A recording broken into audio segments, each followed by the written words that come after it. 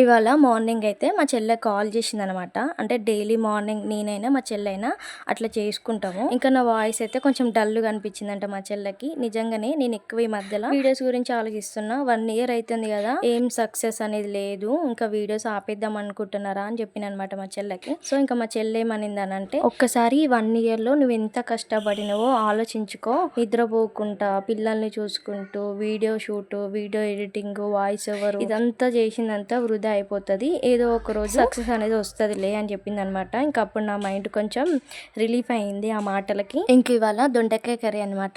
ఈ దొండకాయలు చూస్తే నాకు మా తాతయ్యనే గుర్తొస్తాడు. ఎందుకంటే డెలివరీ అయిన తర్వాత ఎక్కువగా కాకరకాయ ఫ్రై, దొండకాయ ఫ్రై ఇవే తినాలి కదా. నాకేమో అస్సలు ఇష్టం ఉండకపోయేది. మా తాత మా పొలం దగ్గర ఎనుగులెమ్మటి ఎక్కువగా కాకరకాయ తీగలు, దొండకాయ తీగలు ఇట్లా పారుతుండే. ఒక 2 రోజుల తర్వాత దొండకాయ తీసుకొస్తుండే, ఒక 2 రోజుల తర్వాత కాకరకాయ తీసుకొస్తుండే టవల్లో కట్టుకొని. నాకైతే చాలా హ్యాపీగా అనిపిస్తది. మా తాత నన్ను ఆ టైంలో కేరింగ్‌గా చూసుకున్నాడు అనేసి. ఎందుకంటే అవి తింటే పాలు పడతాయంట, కంపల్సరీ తినాల్సిందే అని అన్నాడు. ఇంకా ఆ టైంలో పాలు పడతాయనంటే పిల్లల కోసం మనకి నచ్చనివి కూడా తినేస్తాం కదా.